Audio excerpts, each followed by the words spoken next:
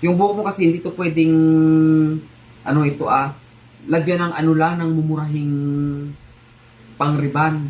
Ito kailangan dito yung medyo high class na pang-riban kasi nga may highlights ka, baka masunog.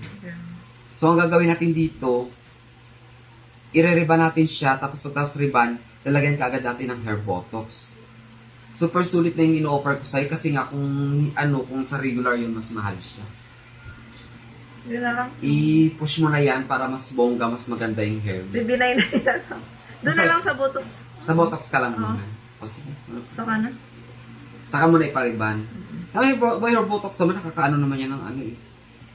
Almost 60% din. Sige, yun na lang. Yun na lang. Sige. Si Binay na yun, di ba? Okay. Natin ang final result ng buhok mo.